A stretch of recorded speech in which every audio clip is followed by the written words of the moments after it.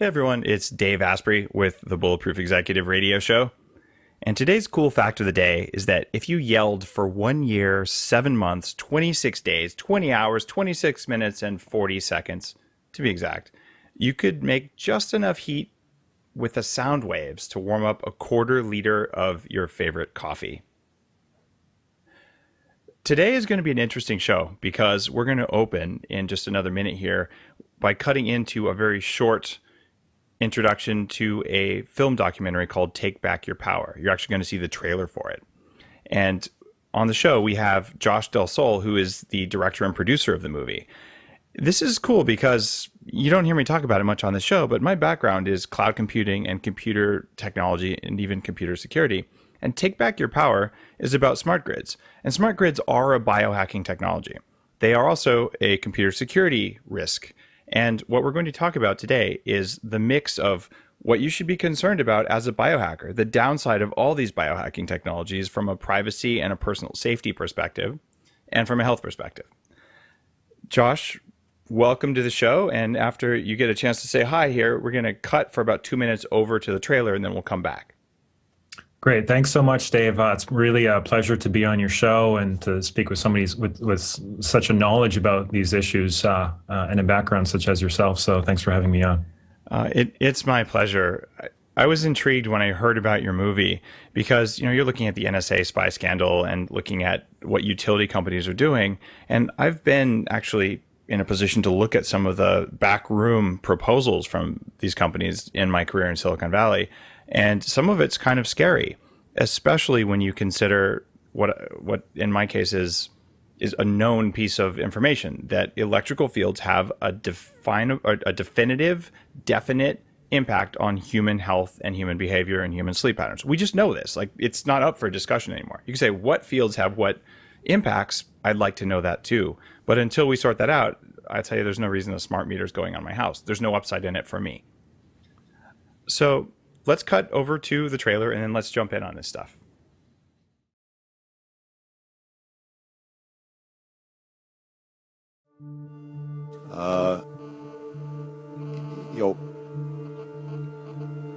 Under my plan of a cap and trade system, electricity rates would necessarily skyrocket.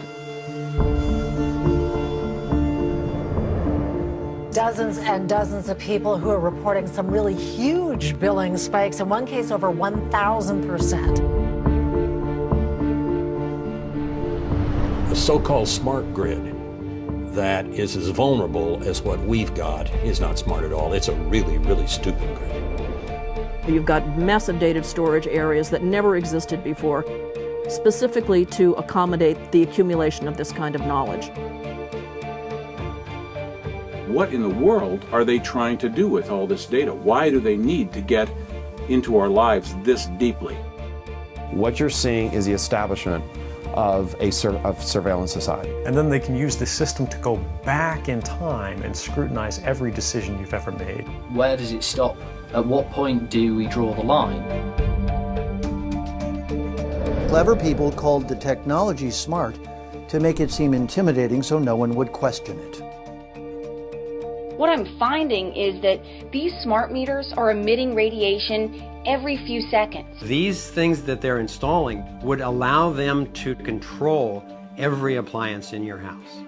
What is it that makes the government think that they can usher us into a totalitarian state at all, much less without us even noticing? They are a necessary upgrade to the electricity grid. Okay, I'll try this one more time. Legally, are you allowed to refuse the new meter?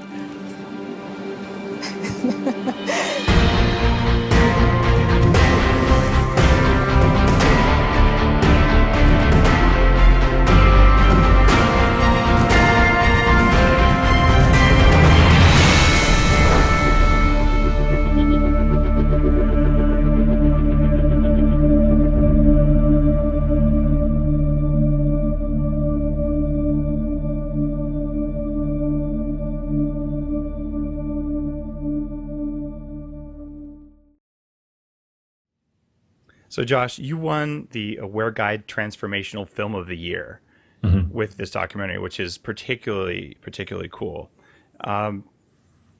what made you want to make a film about this? Well, to be honest, there's so many issues, and this is a truly bipartisan movement to the core, why so many people are realizing what's going on with smart meters and smart grids and saying no and taking a stand and exercising their right not to have one.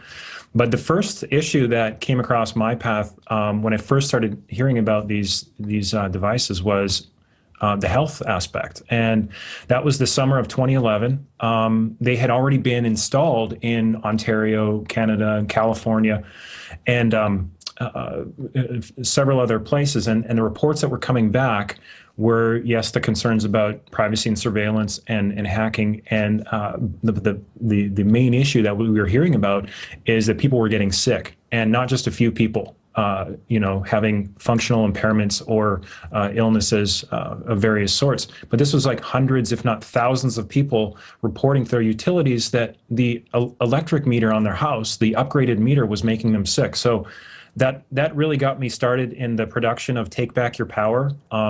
I set out to just simply interview a couple people who had sensitivities to this kind of radiation. And I wanted to find out whether it was legitimate or not. So that initially what was intended to be a 10-minute YouTube video has evolved into a full-length feature documentary, which has won now a couple of awards. So how do we know this isn't placebo? I mean, honestly, there's so many things that happen in your house all the time. How would you know that it was your smart meter that made you sick, especially with these chronic illnesses? I mean, could it be my favorite thing, toxic mold, which seems to pop up more often than it should? Or could it be mercury poisoning? Or could it be that, your mother was mean to you when you were a baby? Like, how do we really, draw the line here? Well, according to industry's version of the science and government agencies, according to their standards, there should be no problem with these smart meters or advanced meters. They're within the microwave transmission range, the guidelines. But what we've realized is that those standards are based on only a small percentage of the science, and almost all of it is funded by industry, and it dates back to the 1950s, if not before. So when you look at all of the evidence, there's actually several thousand published scientific studies, well over 6,000 in fact, that show clearly there is a effect that happens with this kind of radiation. The core assumption behind most of the research is that it's a heating effect that damages the cells. And unfortunately, the cells are also using electrical signaling.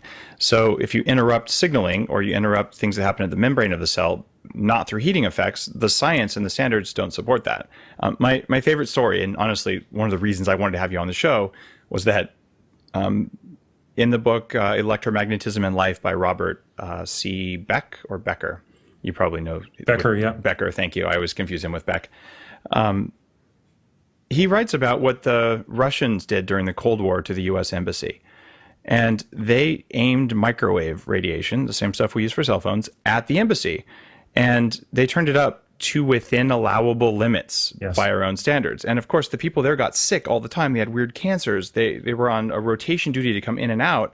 And when they finally figured out this was happening, they got really upset at the Russians. And the Russians just laughed and said, no, we're within the limits of your law. So we're not doing anything that you wouldn't do to your own people. So hey, these are the same Russians who also still reject U.S. meat because it's not fit for human consumption. And I tend to agree with them. So given that this is real, this goes back to the 80s, we've known about this, and other countries have known about this, and there are thousands of studies. You have to have your head in the sand to not actually just accept that there's something happening here, and that we might want to look into that more before we do a broad-scale deployment of this.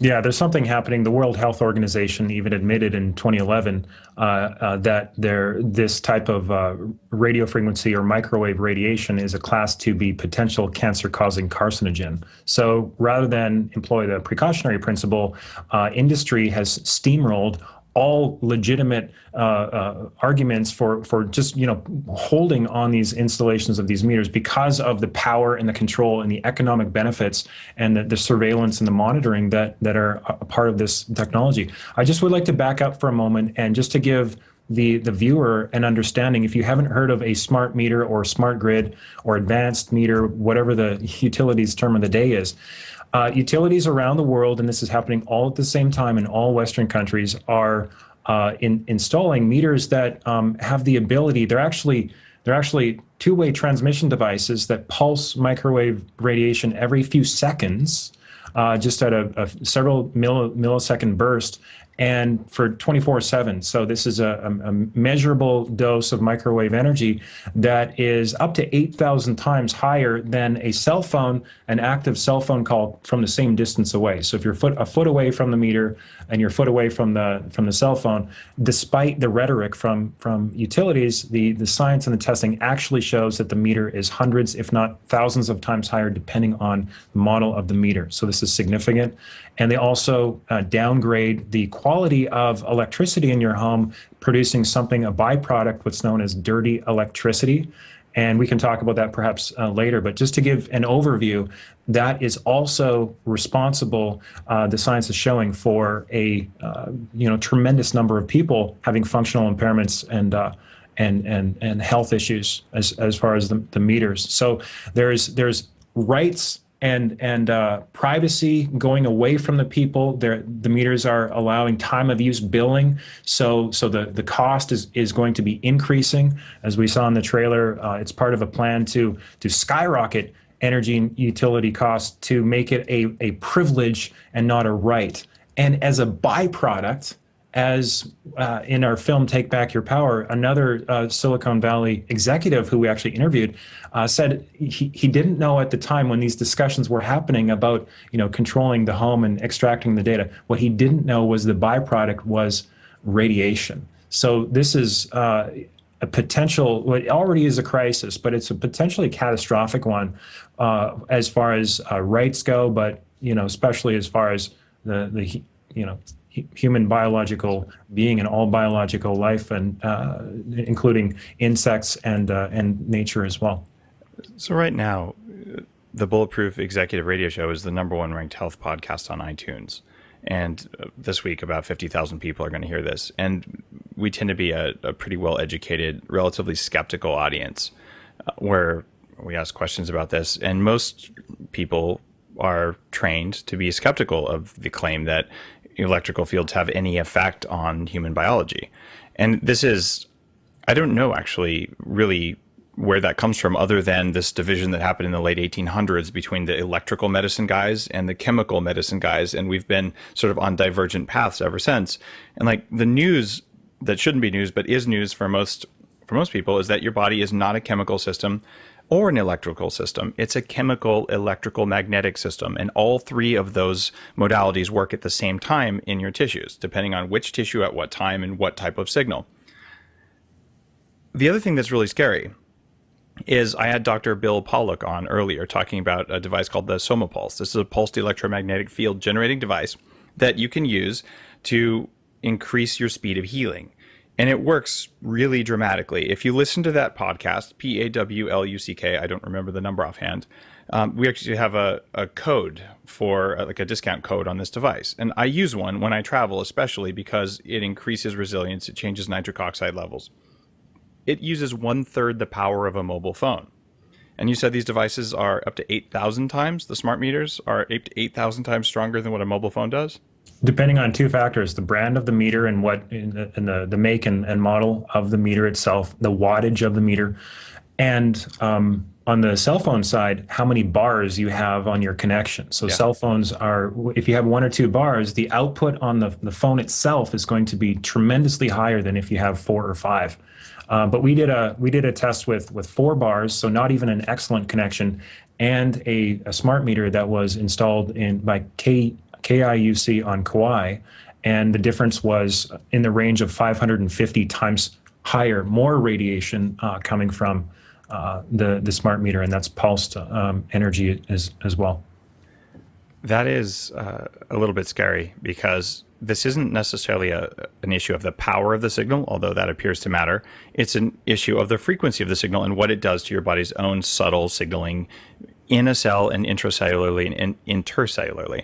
So there's a definite health concern. And as a biohacker, someone who understands you can get a signal off the body, you also should understand that you can measure changes in heart rate variability when you're exposed to electromagnetic fields like this. Like, they affect your sympathetic, parasympathetic response. And there is no debate. There's no need for further studies on this. We know this, and we have known it for a very long time. We just don't like to pay attention to it. Open your iPhone manual, and it says, warning, do not operate this device while it's touching your skin. What? Anyway, that's not to pick on Apple, because mobile phones are mobile phones. By the way, I have like 3 or 4 of them floating around here. Josh, I have an iPad, but it's in airplane mode. Most of my devices are in airplane mode, so I'm not getting constant broadcasting. When I want to download a movie, I plug in my Wi-Fi router and I download a movie, then I unplug it. The stuff isn't going to kill you, but if you're around it all the time, it's going to make you weak. So many people are having, whether it's problems sleeping or arrhythmia or headaches or just kind of feeling general fatigue, memory loss, and all of these issues, including the increases in cancer. All of these issues were identified by 1972 in a U.S. Navy document, which we bring out in the film, that had 2,300 studies with the observed health effects from this kind of energy, from this kind of radiation. And we're seeing all of the same symptoms from people, from a certain percentage of people who have these meters installed. Now, it's not just the meters. This is a point which, if you haven't had enough already with this, being overwhelmed that it's the radiation from the meters, but it's the infrastructure, the towers and the routers and the collectors and all of this additional infrastructure, the high-powered WiMAX. Everything is going Wi-Fi in our cities, and that is to communicate with everything else, this Internet of Things that we're hearing about, and communicate with all of the data that will be transmitted every few seconds by the meter. So that's outside of your house, and it's also inside of your house with what's called the Home Area Network, what utilities are calling the HAN, and that's where all of the appliances will be transmitting wirelessly. And there won't be an off switch. So this is something like, we're literally talking about being bathed in electromagnetic radiation soup against our will in the face of all of this scientific evidence. And not only that, but tens of thousands of people reporting that they're getting sick after having these meters installed. And not only that, but the utilities and government haven't done a single study to show that these meters are safe. And if they did one, it would undoubtedly be biased to produce the result that they wanted. Well, I'm maybe a minority here. I understand that pulsed electromagnetic fields have an effect on the human body. There is no reason that industry could not engineer these fields to enhance human resilience. We can make a Wi-Fi device that works very well to not harm you at a minimum and to help you in a good case. It's interesting. One of the guys with the first patent on 802.11 Wi-Fi, the very first Wi-Fi we had, I met with him about 3 years ago for coffee in Mountain View, California at Red Rock Coffee. And yes, I did go for a single estate coffee there, and I had a good result from it, for those of you who are questioning it, and it was roasted by 4-barrel. Anyway, what we talked about there was that he was taking these sensitive electromagnetic devices used for troubleshooting Wi-Fi networks, like $1 million equipment, and turning it back on the human body to get a signal off of the human. And that's remarkable. He's saying, well, we're pretty sure we can get this data and correlate it using cloud computing and big data with different things happening in the human body. So we know that even that we transmit these things. And it's kind of funny because I'm a biohacker. This is a device called The Mind. If you're looking on video, you can see it. It's a 3D printed prototype from an engineer out of, I believe, the Czech Republic, if memory serves. I met him at the Quantified Self Conference. This thing picks up very subtle changes in your magnetic field, and it changes based on when you're around devices. You want to see if you pick up a static charge more around devices? Yeah, we've got meters for that too. This is a meter that shows what earthing does for you or doesn't do for you, depending on where you are and what's in the ground electricity. So, wow, this isn't like any kind of conspiracy theory stuff. This is just hard science at this point. Why does everyone still think it's nutty out there stuff if there's 2,300 studies about this? if there are no studies showing that these smart meters are safe, and if I know in my own clients that Wi-Fi devices affect sleep and that electrical filters that make for less dirty electricity also affect sleep, what's the secret? Like, why is this an organized conspiracy or something? I don't know.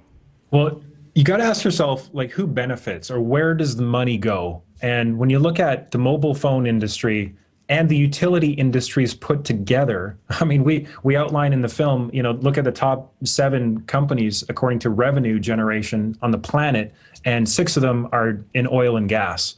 And if you look at the top 20, there's a whole bunch more that are in communications, wireless communications, and utilities coming together to have a huge vested interest in trying to, float the idea that this technology is safe. And not only is it safe, but it's needed. It's going to reduce energy. It's going to help the environment. It actually does the opposite. It uses more energy. It's been measured. The pilot programs.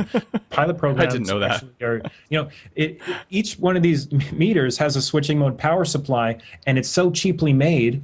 And it has, no filters, and it's just made for pennies in China for the most part. It's not UL certified. That's another thing that most people are blown away by.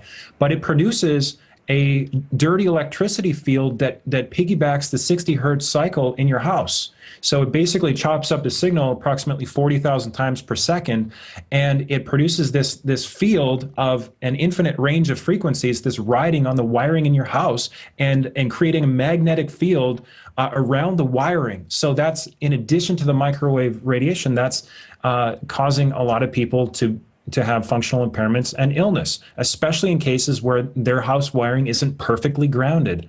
This is all provable. This is all, we know that this is happening. There's electrical engineers talking about this, but utilities, they're just not even responding. I couldn't even get a single utility executive to go on film for Take Back Your Power. I could not get the official story to anyone with a face and a voice to go on the film. I literally had to take pieces of other interviews that were either from news, television, or different sources to piece together their perspective on this. So they are hoping that the people don't figure out what's going on here. They're hoping that the people don't figure out that this not only is going to make people sick, but it's going to make all of your appliances in your house totally hackable.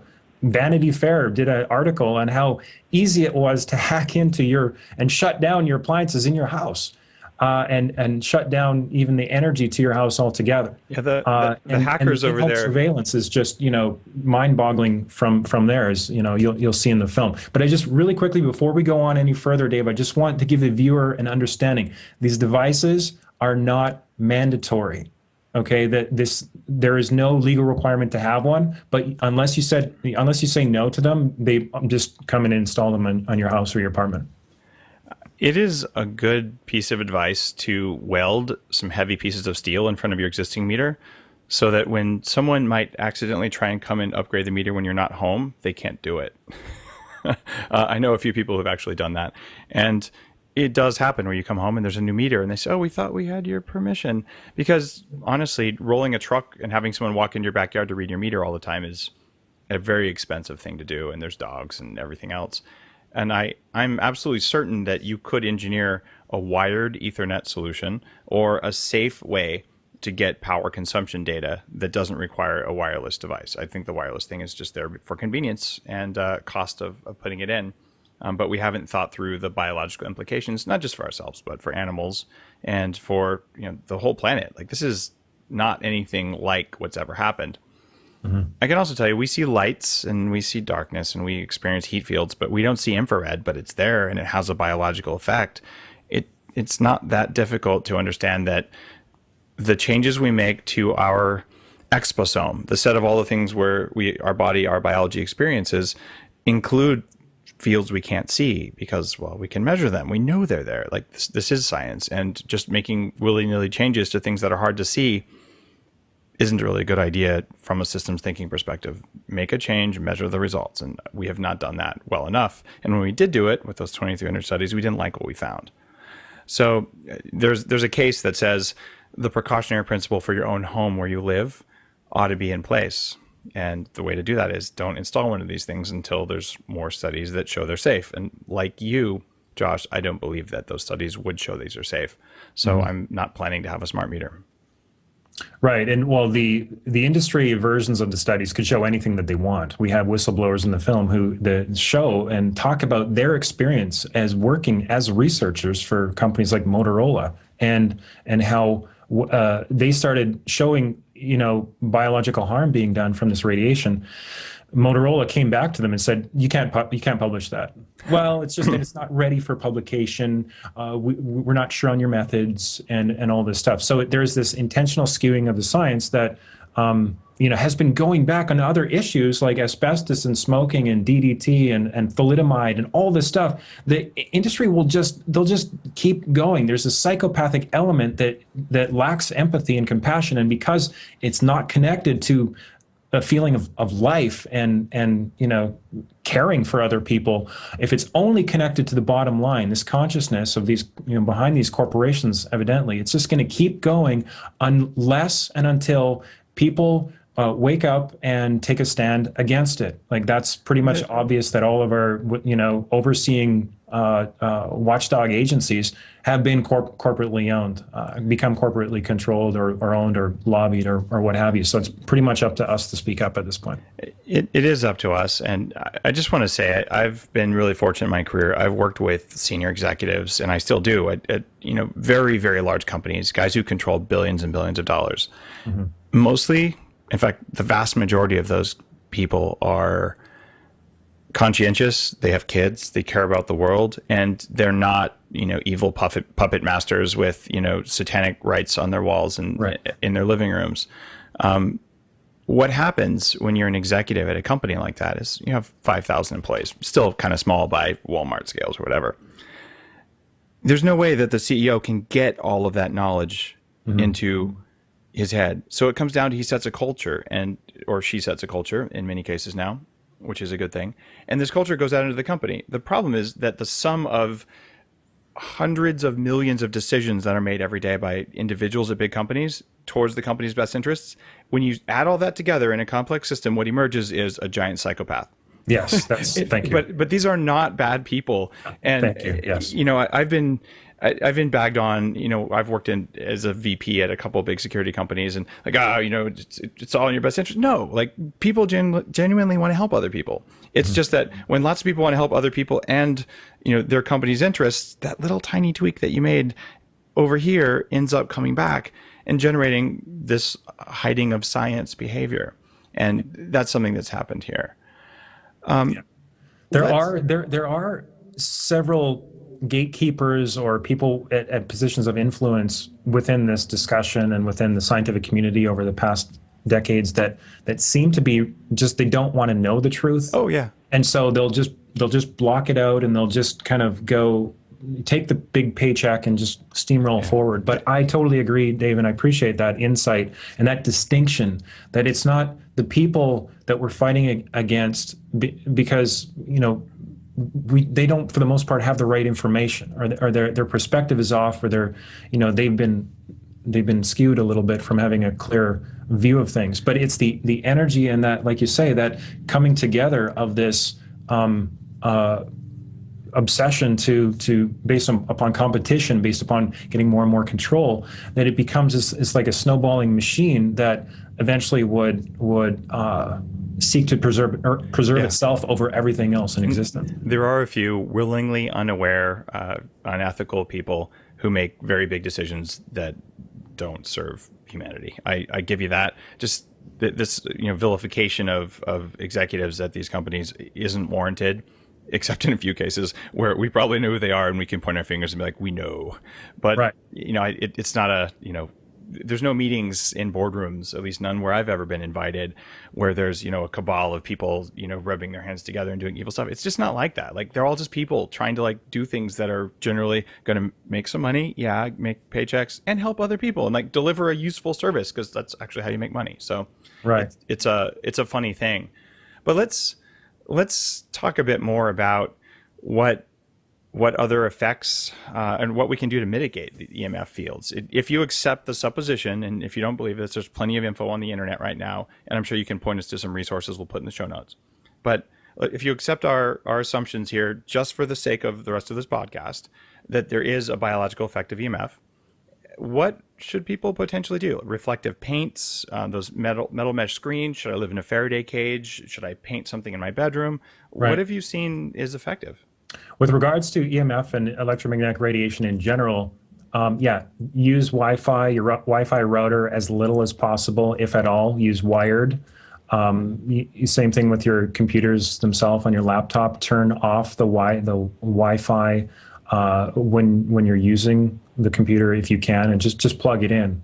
There's been studies that show when you have a computer on your lap, the sperm count literally, it tangibly and measurably goes down. That's scientific knowledge based upon pure science. So like, here's my Wi-Fi router in case anyone wants to see. Like, it's not plugged in, but I have a little Ethernet cable over here for when I need it, and a power cable. But like, that's how to live. You don't need Wi-Fi most of the time. So, anyway, go ahead. Sorry, I didn't mean to interrupt you there, but no, you don't. But it's basically, recognizing the sources of the radiation, and also the magnetic fields, in addition to the high frequency, Wi-Fi or microwave fields, the magnetic fields that come from things like clock radios and various devices, which you don't really want to have close next to your head when you're sleeping. So it's unplugging. Or rather not using the wireless and turning off the wireless and plugging in using an Ethernet cable wherever you can. Use your phone if you can, get a good headset or use it on hands-free. But as far as smart meters go, the number one thing you need to do if you don't want to be exposed to the health effects and the loss of rights and the increased costs associated with them is to write your utility a letter to say, under no circumstances will you accept one of these meters, one of these, upgraded devices on your home. And if you already have one, if you find out that they've already installed one without your permission, then you have the right to demand that it be taken off your home. Now, there's resources on our site, takebackyourpower.net. And if you, go to the Take Action page and also enter in your email, because if you want solutions, they're being developed as we speak. We're accessing a higher level of authority and jurisdiction, you could say, in the solutions that we are making available and helping to bring forward that others are developing through our website.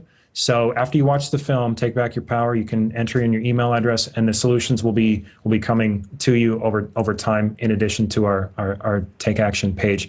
But I just want to mention this, that we have to do it in writing, because that's how they do business. If they try to call you, or if they, come to your house and say they want to meet with you to, educate you about the meters, just have them put it in writing. And you need to do so in writing as well with like a registered mail. It's the best way to do it, to make it very clear. There's another trick. If they want to talk to you in person, just set up a video camera. Right. See what they say. The odds are nothing, because they'd step in something, and they've been trained that way. So the other thing is, the guy coming to your house to install the wireless thing, he's actually not a dark imperial overlord. He's just a guy whose job is to install meters. And don't be a dick. Like, you can say no firmly and nicely, and like the world can continue being a somewhat happy place, versus like dumping on the guy and telling him, I've got a shotgun and you're a jerk. No, he's not a jerk. He's getting a paycheck for doing something he doesn't believe is harmful. So differences in assumptions, but like, we're all human beings here, and we can act like that. Yeah. So I've heard horrible stories from, meter people where, they're just chewed on and just treated like absolute crap. And bottom line is, they're humans too, and they just don't think what they're doing is a bad thing. They're like helping people. So they're just wrong. Yeah. Not bad. Yeah. Now, don't shoot the messenger nor the delivery of the technology, but you need to go above them, so you don't find yourself negotiating with somebody at the door. There actually have been cases where police have enforced installation, so it is getting a little bit draconian in some cases, in some areas. But just make it clear in writing, peaceful. Take the high road. Absolutely. Now, it seems to me that there is an unshielded power supply in these meters. And it seems to me that sometimes like boring insects and other weird biological substances end up inside smart meters on a regular basis in some homes, not others. Have cases of this been reported? That's interesting. I've never heard of that. I'm just saying, if there was possible. such a meter on my house, I would just wonder how it kept breaking over and over and over. I don't understand it, but maybe we should go back to the other one. Right. Well, the old meters actually run for 50 years without any maintenance. They just go and go and go. These new ones, are designed to be replaced in 5 or 7 years. And plus, I think the neighbor kids were playing baseball, and the baseball was thrown really hard right at the meter, and it just broke. And I don't know what happened. So Right. I imagine that's happening on a regular basis. Well, we interviewed Dr. Dietrich Klinghardt. He's a friend. I've shared a hotel room with Dr. Klinghardt. He's cool. Okay, yeah, and he actually said in the interview, you can watch the full interview of him, 44 minutes on YouTube, via our website. But he said something in the interview that in Germany they have been taking axes, to meters, and some people. We're not advocating. No, me either. I'm just saying it seems like someone would do it. I would never do that because that would be wrong. Yeah. Dr. Klinghardt's work around the fact that he claims, and he's not, he's out there a little bit on some of his theories, but he claims that with statistics and all, he can tell you with pretty good accuracy whether a child is likely to have autism or ADD based on the level of EMF in the pregnant mother's bedroom. Yes, we actually investigate that in the film, in the director's cut of our film, which is the full-length version. And it turned out to be that he worked with 10 mothers with autistic kids and 10 mothers with non-autistic children. It went back to the sleeping locations, measured the microwave radiation, and it turns out the ones with autistic kids, the Wi-Fi or the radiation was 20.7 times higher than the ones that had healthy children. So, and there's hundreds of other studies that seem to indicate a link. The research is not yet, what we could call conclusive. Let's be even more clear. I do not believe electromagnetic fields cause autism. I don't believe vaccines cause autism. I don't believe mercury causes it. I don't believe toxic mold causes it. I believe chronic neurological inflammation from the environmental impact of what's around you causes autism. Just in general, right? It's the straw that broke the camel's back. I just want less straw in my house, and EMF is a straw. Yeah. And this is one of the things behind the Better Baby book, my book about epigenetics and how to have healthier offspring, is when you're pregnant, reduce stress, reduce toxins, reduce EMF, reduce all the things that are likely to cause trouble here. So this is just one of those things. Not to sound, one thing is the cause of autism. It's pretty clear it's multi-cause. Yeah, I would agree. Now, let's see here. I'm about to move finally here on Vancouver Island. And I'm certainly putting Wi-Fi. I'm not putting Wi-Fi. I'll have a Wi-Fi antenna, but I'm not relying on Wi-Fi. I'm putting Ethernet into all the rooms. Mm-hmm. I'm debating whether I should put steel shielding around the electrical wires in my house. But should I actually go off grid? If people can do that, they don't live in a big city. Should they start thinking about it for their health and wellness or for their civil liberties? What's your take on that? Well, that is an option that a lot of people, more and more people are doing, taking advantage of. The cost of solar is coming down exponentially over the past 10 or 10 plus years. There are tariffs that governments are applying to solar technologies to bring the cost back up. Since most of them are made in China, it's being done in the name of protecting, at-home jobs and so forth. But still, the cost of solar is going down. Now, with respect to health, by producing solar and feeding back into the grid, and you're using an inverter, that is in many cases also producing a dirty electricity and a magnetic field. So some people who are on the more sensitive side to electromagnetic radiation are actually negatively impacted by the inverter, which is basically like a switching mode supply. It switches the mode, similar to the device in the smart meter. You're talking about one of these, right? Like a power supply? In essence. Yeah. But just think of any time you're switching from DC to AC or AC to DC without proper shielding or without the proper filtering, is available in especially Europe. It's more known there. This device, by the way, will measure the ions. You can look at the field. You can look at changes in ion currents that come off of a poorly built power supply versus a good one. So the quality of those little wall warts that are powering all your devices affects the electromagnetism in your home. So buying the cheapest crap you can get from some random supplier will affect your electromagnetic environment more than buying a quality device that costs 20% more. Right. But by going off grid, if you're off grid completely, then you don't have to worry about having an inverter issue or having a dirty electricity issue if it's just, DC in your home and if you store the energy. But as far as civil liberties, yeah, I mean, we haven't really touched on the in-home surveillance aspect. Let's talk about that. Let's get out the NSA, Edward Snowden whole angle on this, because that's my computer security background, and we know the NSA did bad things. Guys, we're watching you almost as much as you're watching us. Hi there. Anyway. Sorry. So basically, with the meters, the U.S. government Congressional Research Service, in their report on smart meters and cybersecurity, it states very clearly that with smart meters, police will have access to what's going on in your home, what you're watching on television, when you're home, what appliances you're using, what you're making for dinner, all this stuff. And that's just kind of the tip of the iceberg. There's been patents put forward, patent applications by Verizon that want to now, this application didn't go through, but it's interesting that it was put forward. They applied for it, which shows their intention of wanting to harvest the data of everything that goes on in your living room. So what's Josh, being said, hold on a second. I've been a CTO in Silicon Valley companies, especially at a big company like Verizon. You cannot say that was their intention. What happened is they have an army of 1,000 attorneys, and one of the attorneys who does patents, who's one of 40 of them who do that, talked to an engineer, and his job as the attorney was to find some patents, and the engineer was like, I'll get a bonus of $1,000 if I sign a patent. And they're like, well, we could do this. We don't want someone else to do it. Let's just do this. So a little bit of skepticism there that this is their intent. Yeah, that's an evil idea, and someone patented it, but it's not like they did it. It's a guy did it, and I guarantee you the CEO of Verizon didn't go, wow, check this out, let's do it. That's not how patents work in big companies.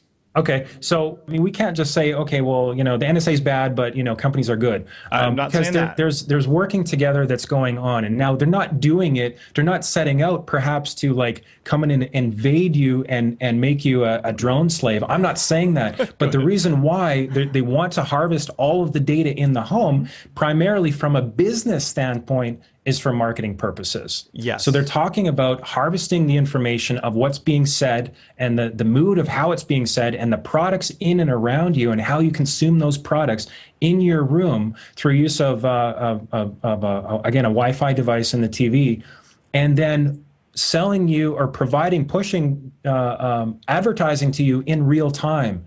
So depending on the conversation that you're having or the argument that you're having with your spouse, this was even said in that patent application that they would then push marriage counseling on you. Yeah, or birth control solutions. Or birth control, what you're doing in the bedroom. I mean, hey, this sounds great. I mean, we can sell more. It's evil, obviously. So that information is not only being used for marketing purposes, it's going and it's being stored in government facilities. And there's evidence that we've uncovered that there's this is going on beyond, despite legislation like CISPA being shot down by the U.S. Senate. This is still sending the data of in your private home from the corporations to the government is actually happening. So this is what, one of the reasons why we're bringing this conversation forward, obviously. Yeah. Okay. I like that. I totally agree. What are some of the other privacy implications? Okay. So, Verizon has filed a patent for this that they were not awarded. We know AC Nielsen forever has been, this is a company that looks at television ratings, and it's incredibly valuable and expensive for companies to learn how many people watch my TV show, because that's how you go to advertisers and all this. And same thing, those loyalty cards at grocery stores, those are there so they can track who's buying what, and they can be more predictive about how much to order and all that. And they can also know what to send to your house, what coupons are going to be most effective to get you to consume more. Right. So it's a logical extension that, of course, businesses want to know what you're doing at home, because that information is gold. Because if you're the guy who cleans your house 4 times a day, or 4 times a week, I should say, then you're going to buy more cleaning solution, and they should target their harassment campaigns on you more. That just makes sense. So are you sort of thinking the motivation behind this is primarily that, and sort of the civil liberties sides of it are kind of a side effect, or is there more of a nefarious government thing going on here? I don't know. I have my thoughts about that, and I don't know it's this percentage this, and it's this percentage that. I don't know, but what it seems to be is that it works for them, for these corporations and for marketing interests from a financial standpoint. They can then sell the data for billions and billions of dollars, what everyone's doing in their home. And there's already corporations set up to buy this information. The California Utilities Commission has actually admitted that it hopes that this, selling of information opens up market opportunities. This is also in our film. They've actually admitted that they want to take the data and sell it. On the other hand, there does seem to be this, obviously, we know about the NSA spying scandal, and there is a governmental desire, or some would say obsession, to basically dragnet everything that's going on through this, smart grid and through the Internet of Things. So, Edward Snowden talked about why that's a problem. They could paint anyone in the context of a wrongdoer, or let's say for political reason, if you voiced your opinion about that you don't support the current administration or whatever, that could lead to, without recourse, being suffering austerity measures, or having the energy cut off to your home, or who knows what. I'm not saying that this stuff is going to happen. I'm saying that the meter, and the research is showing that the meter gives them access to remotely control and monitor and extract information and shut off power supply at the flick of a switch, or if a hacker gets in on a cell phone from China, as the former CIA director has said in our film. So this is something that it's just making everybody and everything vulnerable, whether it's privacy and surveillance or hacking vulnerabilities, and it's not helping anybody, any consumer. So the basic idea is that there are known health effects that are not good, and there are unknown health effects probably too. There are privacy issues. There are government control issues, like I guess commercial privacy and government privacy things. So big three reasons not to put a smart meter on your home. And from my perspective, if somebody wants my data, whether it's my quantified self, my biohacking data about the state of my brain, how many breaths a minute I take, how many steps I take, I would like that data to be anonymized, with actually anonymized, not just claimed to be anonymized. Right. And I would like to be able to sell the data to the highest bidder if I want to, but they don't have the rights to my data. And the same thing goes for what happens inside my house. So if you're thinking about this from any of those three fields, the most important one in my mind is health. Because, that cat's out of the bag, and you can claim you need more studies or whatever. That's just not the case. Mm-hmm. The second, and that should be enough to put a complete stop to this. And the other two things are like icing on the cake from my perspective, where, okay, do you want people to know what you're doing in your house? No. And is there a constitutional reason that they're not allowed to know unless they have a warrant? Yeah, there's a reason for that. It seems like those protections have been weakened recently. But we'll see how things end up over the next 10 or 20 years there. And in the meantime, I think that's a pretty compelling case that says, given that you have a choice of having a smart meter or not having a smart meter, why would you choose one? Is there a benefit to a consumer of putting a smart meter in their home? Well, utilities will say that it gives the customer more control and ability to see how energy is being used in their home. But there's a couple problems with that. Number one is that under the federal stimulus, which $11 billion of taxpayer money was funneled into utilities for smart grid in 2008, there was supposed to be devices that go along with the meter that directly allow a homeowner, empowering the homeowner to monitor and keep track of their own energy uses. Those devices were not included, but so that was not fulfilled, that mandate of this allocation of funds. And second of all, when you think about it, it really doesn't give you any more control if you know how much energy is being used, any more than you can buy a $30 device like a TEDx device and plug it in, and that would produce more information in most cases than if you were actually to take the time and to log into your smart meter and to see all your appliance use and so forth. Really, the benefit is not there. In addition to, we touched only a little bit on the cost aspect. And what the meter does is it allows utilities to charge whatever they want during peak hours. And we're already seeing 8, 10%, 15% per year increases in utility rates. And that's not even counting the time of use that they want to charge people in the future. So The stated objectives, that giving people more control of their home, it's not happening. People are not reducing their energy usage. It's not saving energy on the whole.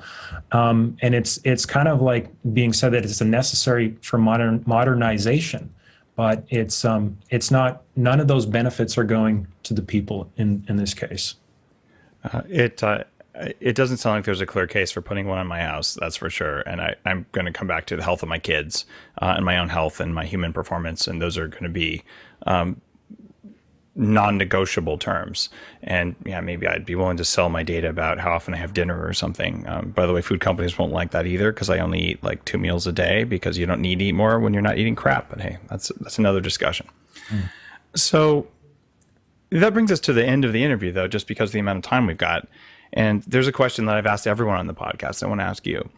Given all the things you've learned in both smart grids and not, what are the top 3 recommendations you have for people who want to perform better? Like if everything from when you were born till now, what are the 3 most important ones? Well, that's kind of putting me on the spot, Dave. Absolutely. Well, the first one that's coming to mind right now is, be clear what it is you want and what it is you don't want. So as really, you could say, we all have, we're all sentient beings. We all can think for ourselves. We all have the ability to make decisions for ourselves. So we're all, in that sense, sovereign beings. So get clear on what you want and what it is you don't want, and then you'll be able to manifest and create that in your life. Is something that I'm learning about. With respect to the smart meter and smart grid issue, we need to start as a society, as a whole, really being clear with what it is we don't want. And realizing that there are no watchdog organizations anymore that are unbiased for the most part. We just need to start taking responsibility. So I guess that would be the first one. The second one might be if there's, this is helpful for me because sometimes I've had to develop pretty thick skin when I'm talking to people about this issue, especially since the majority of people in society don't understand the significance of the health effects of this kind of radiation, but be open to other people's points of view and information coming to you, because that's how the conversation moves forward. And I would say the third one would be feeling, connecting with something or someone that you love, and just feeling that love on a daily basis is another thing that's really been helped me on my path of pushing through all of the barriers that we had to get through to get this film, Take Back Your Power, out. As of 6 months ago, it released, and it's starting to get around the world. But it was a hugely difficult process, and I had to keep coming back to that feeling of love and that feeling like, we are all connected, and there is something that's positive that's happening in the world and in our lives. And, we need to take steps and to correct it and to be involved. Yes. But we can, we don't have to be in fear, and we can feel the love. And from that love is where the positive solutions I've felt, come from. So, I don't know, that's kind of rambling there, Dave, but that's the best you're going to get from me right now from those 3 things. Those are perfectly good answers. Josh Del Sol from TakeBackYourPower.net. Thank you for being on the show. Is there any other resource you'd like to send people to who want to learn more about this? We'll list all these in the show notes for people, but just Twitter accounts, Facebook accounts, anything like that. Yeah, Facebook.com/TakeBackYourPower, Twitter.com/TBYPFilm. And just go on our website, takebackyourpower.net. It's $2.99 to watch the film online. We have DVDs, and be sure to enter your email address if you want to be part of the greater solution that's happening around the world on this issue. Thank you. If you're listening in your car or at home or watching the video on iTunes or on YouTube, thank you. And if this was helpful to you, or you're concerned about dirty power in your home, check out the GreenWave electrical filters that are there on the Upgraded Self site. I've used these with coaching clients who have a hard time waking up in the middle of the night from electrical surges, and they always wake up at exactly the same time every night. This is a strange solution that seems to help a certain class of people stay asleep. I have them in both of my kids' bedrooms. There's 2 of them in my office, and there's 1 in every other room in my house. I believe in a precautionary principle, and these things appear to do more good than harm, and they're certainly not going to do any harm that I can find. That's a Greenwave electrical power filter on the Upgraded Self site. Just as a resource, you don't have to buy it from me, but if you like the show, please do. Check out the new Siltep Smart Drug. This is an herbal preparation that was recently discovered where a synergistic combination of natural ingredients helps long-term potentiation in the brain. See the head of foam that's formed on it? This is similar to what you get with a latte.